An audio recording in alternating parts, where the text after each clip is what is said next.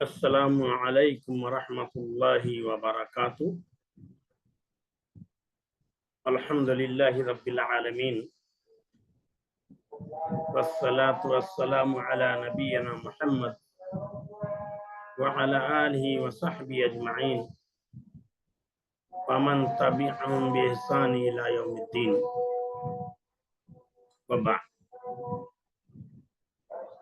عزت ماں بہنوں، ہم نے کل کے درس میں اچھے بچوں کے کام یہ پڑھا تھا۔ اچھے بچوں کے کام جو چھوٹے چھوٹے جملے پر مشتمل تھے اور بہت ہی مفید تھے، اس کو ہم نے پڑھا تھا۔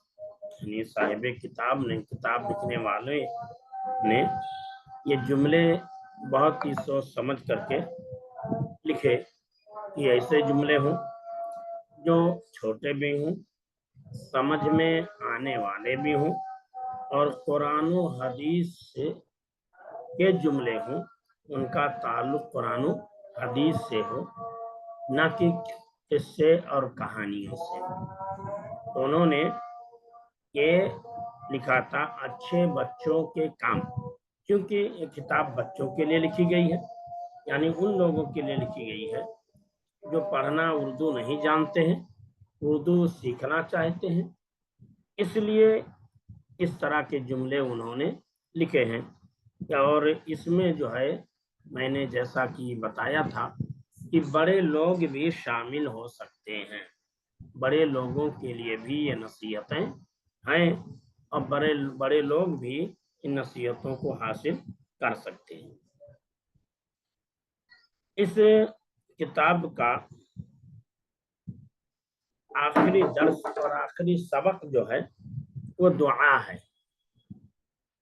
آخری سبق جو ہے وہ دعا ہے، جو شاعر مشرق علامہ اقبال رحمہ اللہ علیہ کی ایک دعائیہ نظم ہے۔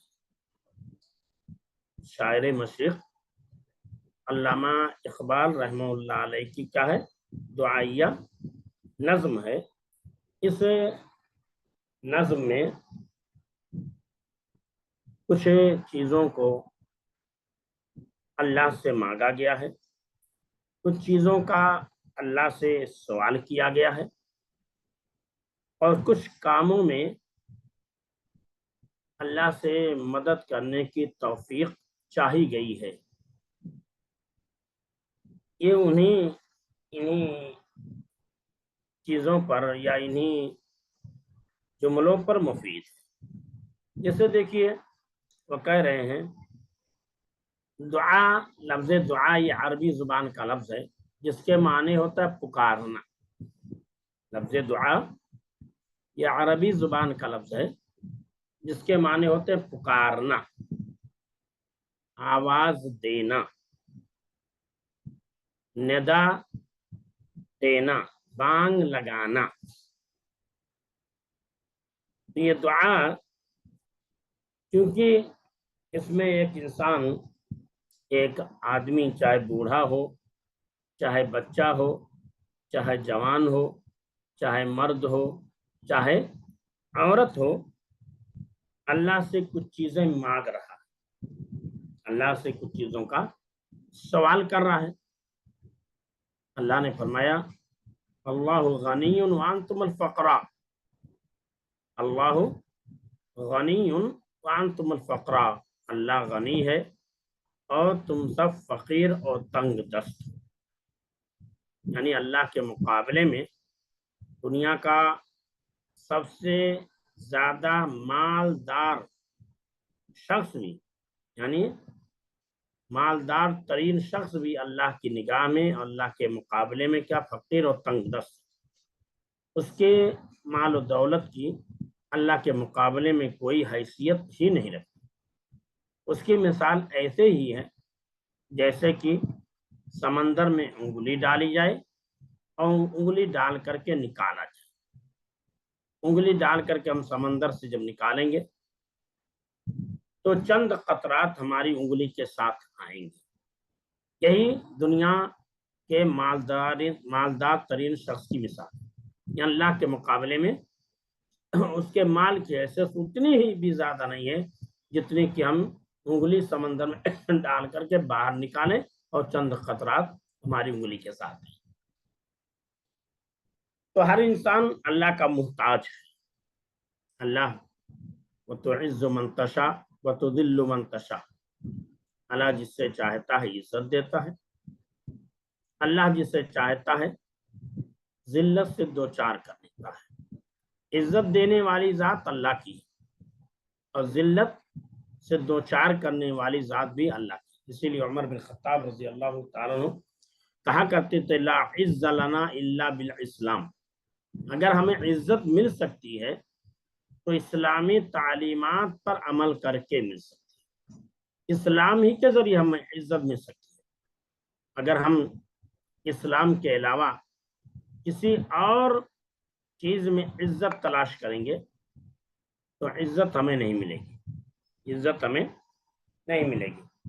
تو عزت دینے والی ذات اللہ کی ہے، ذلت سے دوچار کرنے والی ذات اللہ کی ہے. اللہ جس کو چاہے جتنا دے دے. اللہ بہت بڑا انصاف پرور ہے. اللہ بہت زیادہ لوگوں کے ساتھ انصاف کرنے والا ہے. تو ہر انسان کو اللہ سے دعا کرنی چاہیے، اللہ سے مانگنا چاہیے.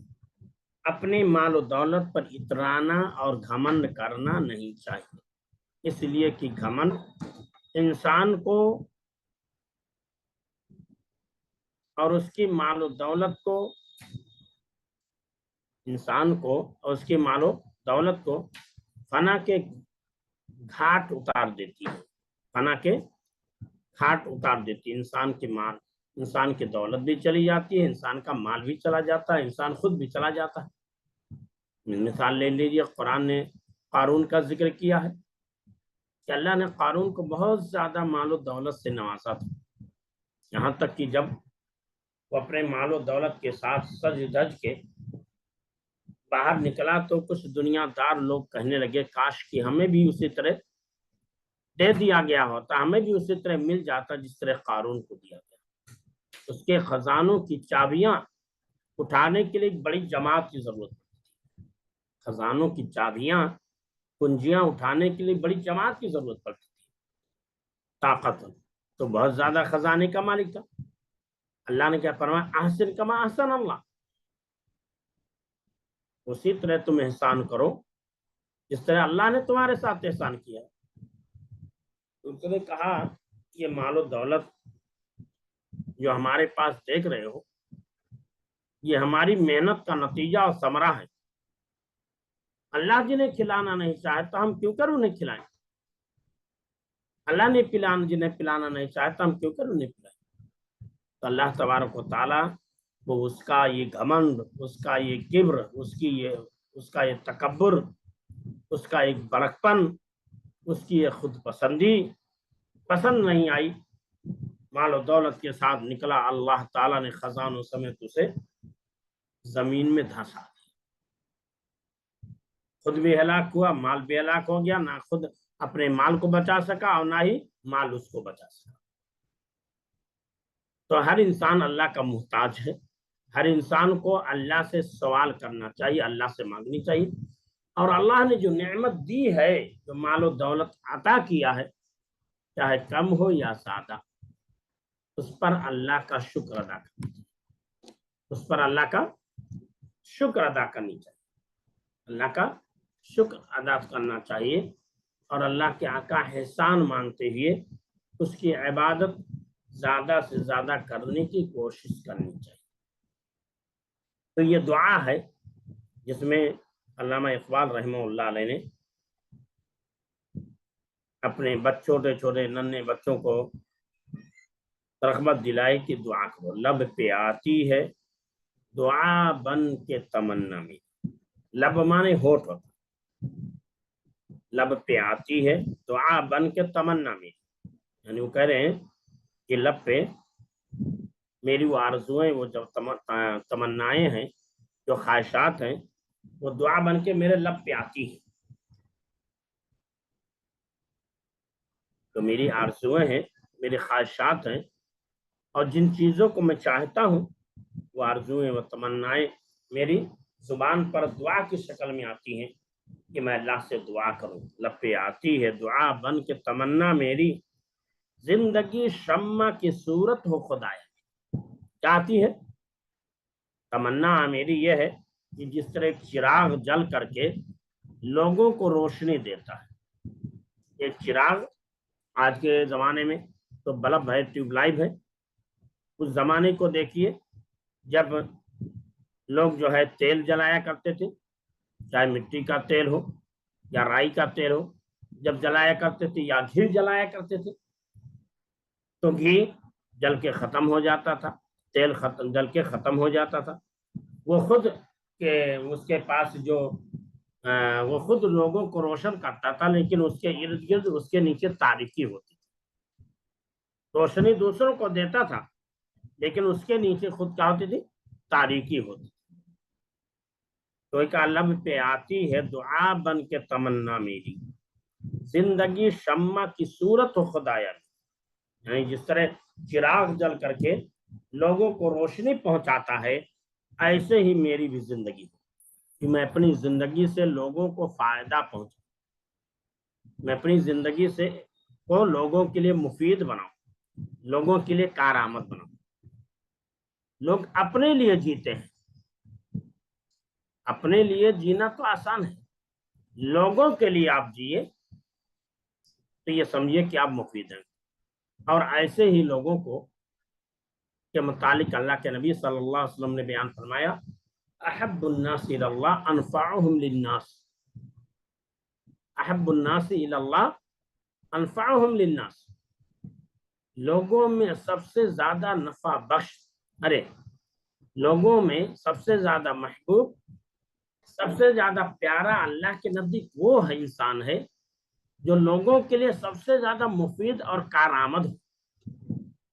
جو لوگوں کے لیے سب سے زیادہ مفید اور کارآمد ہو، ایسا انسان اللہ کے نزدیک سب سے زیادہ پیارا انسان، سب سے زیادہ محبوب انسان ہے. تو کہا احب الناس الی اللہ انفعهم للناس، کہ لوگوں میں سب سے زیادہ مفید اللہ کے نزدیک کوئی انسان ہے، سب سے زیادہ محبوب اللہ کے نزدیک کوئی انسان ہے جو لوگوں کے لیے سب سے زیادہ مفید اور نفع بخش ہو. یعنی لوگ جس سے فائدہ اٹھائیں، لوگ جس سے کیا کریں؟ فائدہ اٹھائیں. جیسے آپ نے حاتم طائی کا نام سنا ہوگا، پڑھا بھی ہوگا. حاتم طائی کہ لوگ مثال دیا کرتے ہیں، اگر کوئی بہت زیادہ خرچ کرتا ہے تو کہتے ہیں وہ حاتم طائی ہے. کیا اگر کوئی آدمی کسی اللہ کے راستے میں دینا چاہتا ہے یا دے رہا ہے تو کہتے ہیں کہ کیا حاتم طائی ہو کیا؟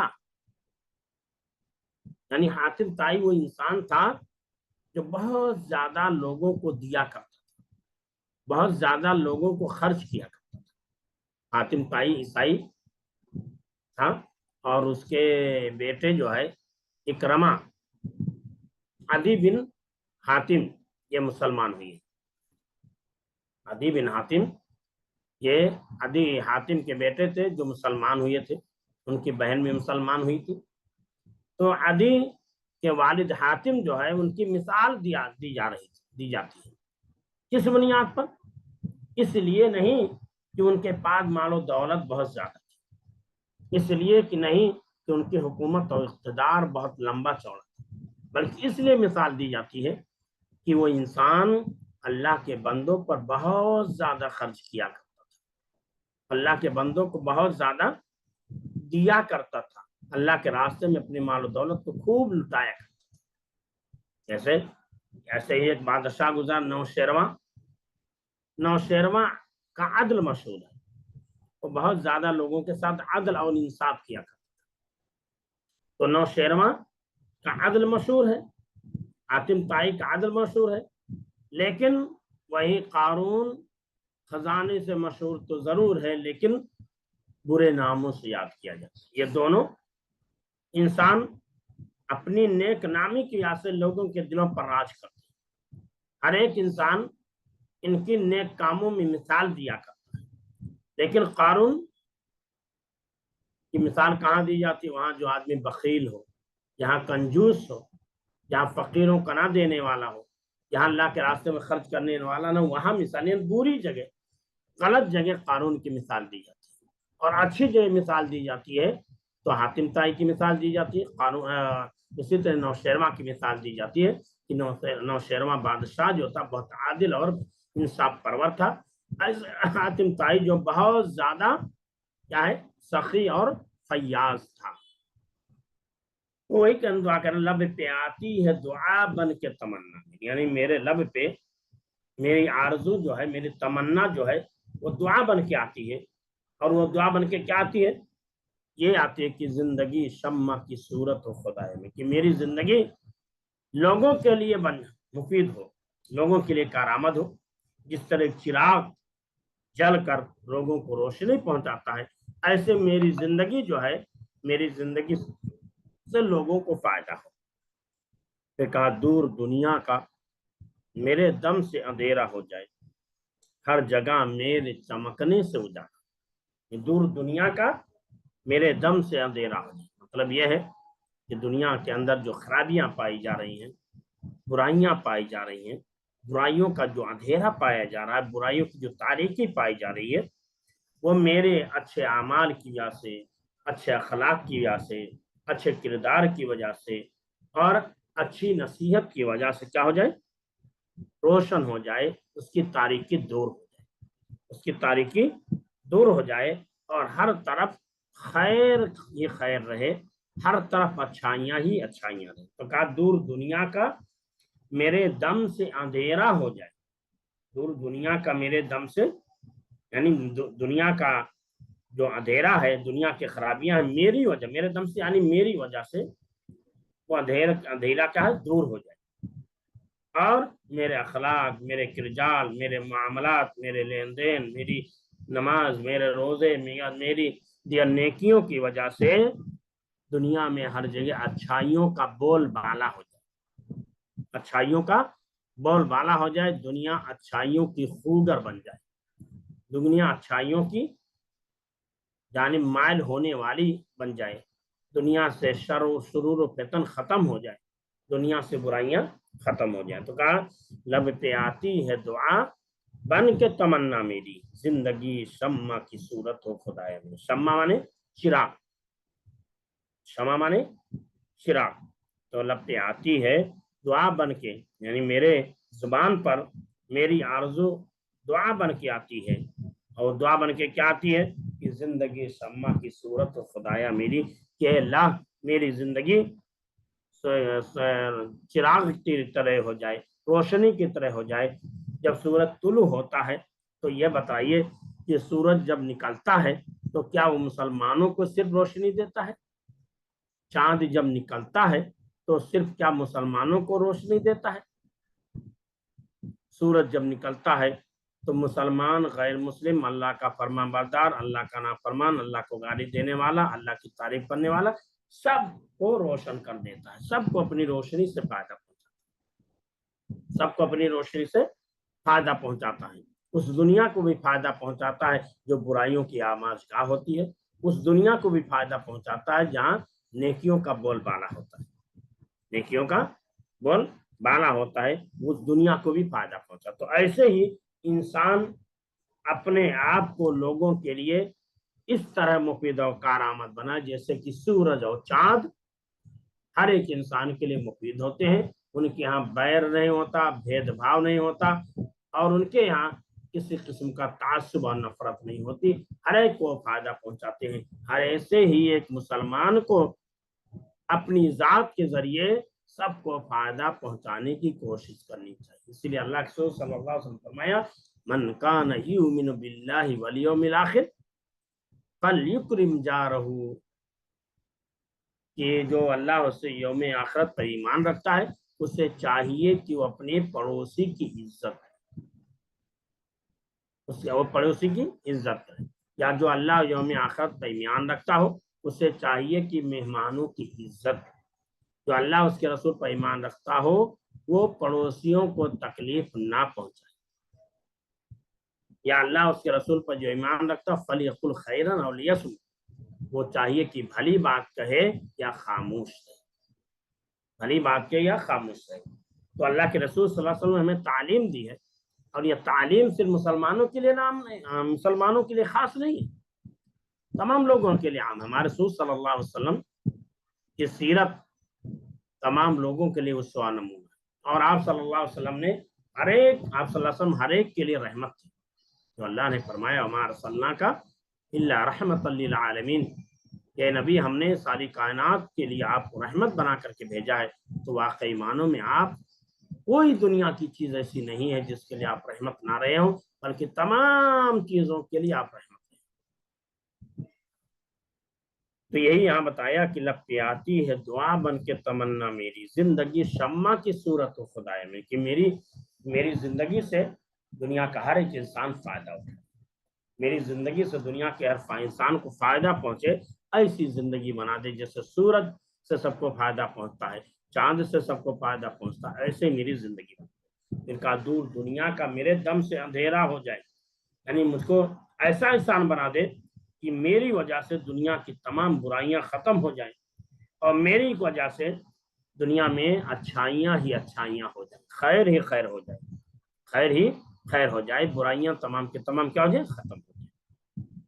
وہ میرا کام غریبوں کی حمایت کرنا، وہ میرا کام غریبوں کی حمایت کرنا، درد مندوں سے ضعیفوں سے محبت کرنا۔ یعنی کہہ رہا ہے علامہ اقبال کہنے ہیں کہ دعا کر رہا ہے بچہ کہ اللہ میں مجھ کو ایسا انسان بنا دے کہ غریبوں کی ہمیشہ میں تائید کروں، غریبوں کی ہمیشہ مدد کروں، غریبوں کے میں کام آؤں، غریبوں سے میں محبت کروں، درد مندوں پریشان حال لوگوں سے میں محبت کروں، کمزور لوگوں سے میں محبت کروں، کمزور لوگوں سے میں محبت کروں۔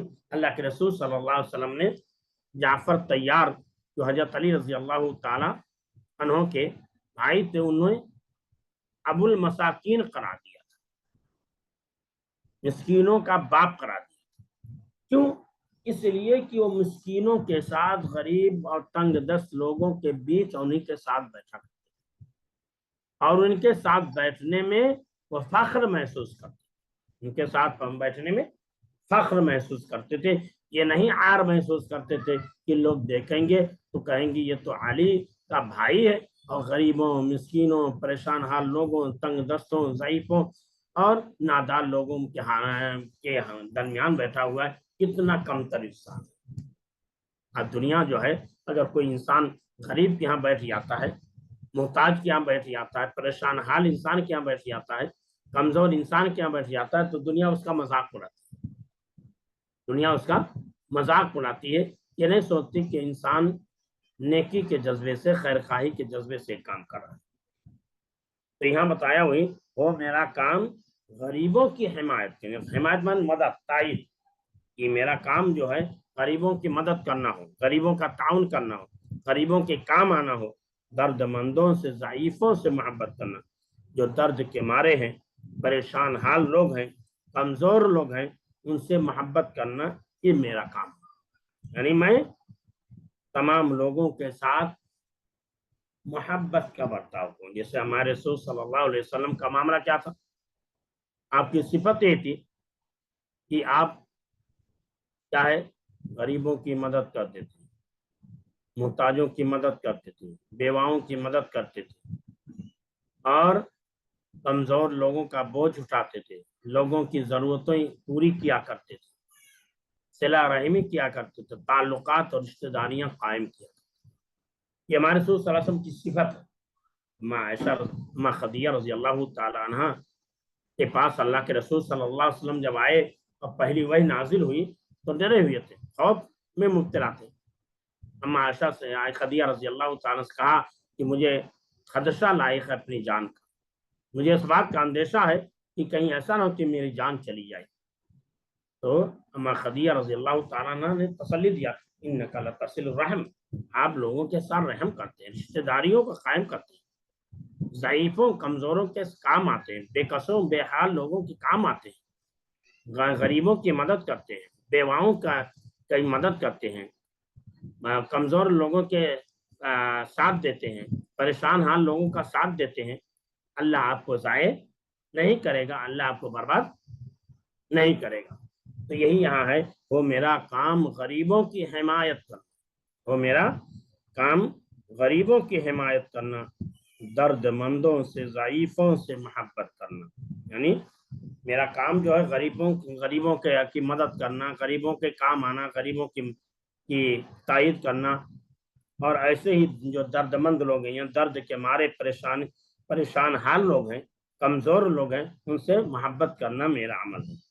وہ میرے دم سے یوں ہی میرے وطن کی زینت جس طرح پھول سے ہوتی ہے چمن کی زینت، کیا کریں، وہ میرے دم سے یوں ہی اسی طریقے پر میرے دم سے، میری وجود کی وجہ سے میرا وطن خوبصورت بن جائے، میرے اس عمل کی وجہ سے میرا وطن چاہے اچھا بن جائے، اور اسی طرح اچھا بن جائے جس طرح پھول سے چمن کو خوبصورت بن جاتا ہے۔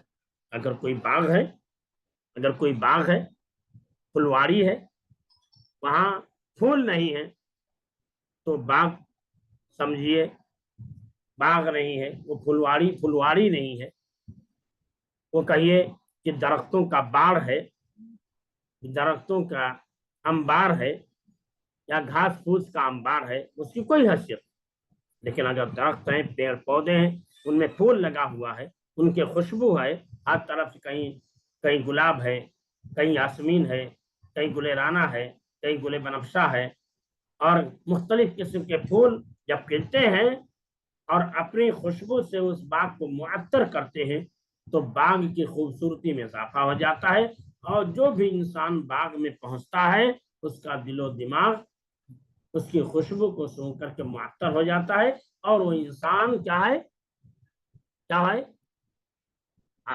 بہت ہی اچھا محسوس کرتا ہے، بہت ہی اچھا محسوس کرتا ہے۔ تو کہا ہو میرے دم سے یوں ہی میرے وطن، اسی طرح میں اپنے وطن کے لیے خوبصورتی کے کام کرتے رہوں، بھلائی کے کام کرتے رہوں، پھول بن کر کے میں وطن کو خوشبو پہنچاتا رہوں، وطن کے لوگوں کو خوشبو پہنچاتا رہوں، اور وطن کو زینت بخشتا رہوں، جس طرح پھول جو ہے باغ کو زینت بخشتا ہے، باغ کو سنوارتا، سجاتا، نکھارتا ہے، اور باغ کو بہترین بناتا ہے، تو کہا لب پہ آتی ہے دعا بن کے تمنا میری، زندگی شمع کی صورت ہو خدایا میری، دور دنیا کا میرے دم سے اندھیرا ہو جائے، ہر جگہ میرے چمکنے سے اجالا ہو جائے، ہو میرا کام غریبوں کی حمایت کرنا، درد مندوں سے ضعیفوں سے محبت کرنا، ہو میرے دم سے یوں ہی میرے وطن کی زینت، یعنی میرے دم سے اسی طرح میرے وطن کی زینت رہے، میری وجہ سے میرا وطن یوں ہی خوبصورت بنا رہے، اسی طرح میرا وطن اچھا بہترین بنا رہے، جس طرح پھول سے ہوتی ہے چمن کی زینت، جس طرح پھول سے ہوتی ہے چمن کی زینت۔ یہ آخری سبق تھا، آخری درس تھا جو دعا پر ختم ہوا۔ صاحب کتاب نے کتاب کی شروعات کی تھی الف سے اللہ سے شروعات کی تھی، اور کتاب کو ختم کیا ہے ایک دعائیہ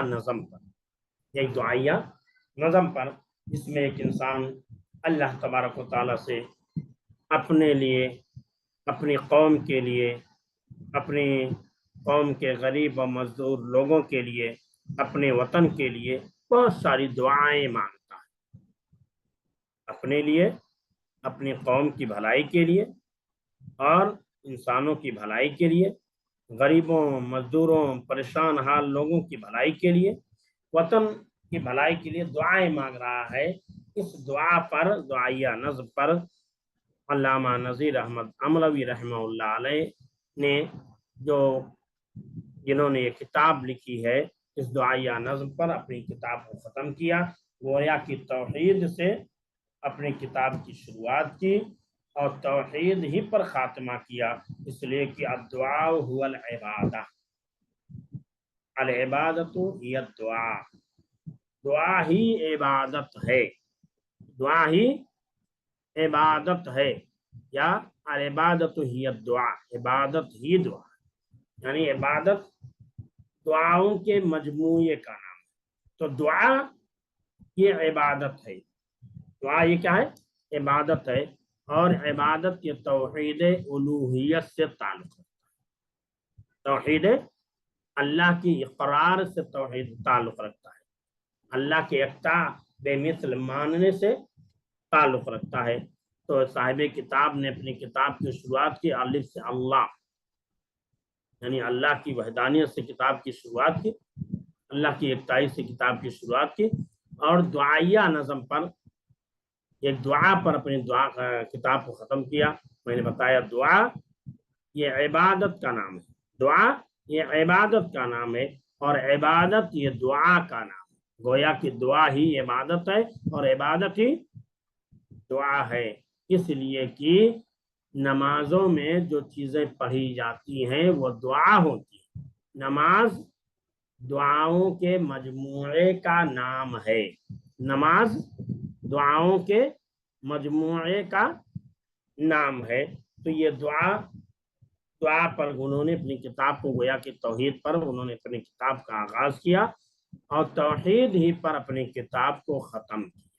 اس سے ہمیں ایک سبق اور نصیحت یہ بھی ملتی ہے کہ جب بھی ہم کوئی چیز لکھیں یا پڑھیں تو ہماری اس کتاب سے لکھنے کی یا پڑھنے کی شروعات یا آغاز اللہ کے نام سے ہونا چاہیے، اس کا اختتام بھی اللہ کے نام سے ہونا چاہیے، یعنی ختم کریں تو بھی اللہ کے نام سے، شروع کریں تو بھی اللہ کے نام سے، کیونکہ ہر حال میں اللہ ہی کو یاد رکھنا انسان کے لیے ہمیشہ اور ہر وقت فائدے مند اور سود مند ہے۔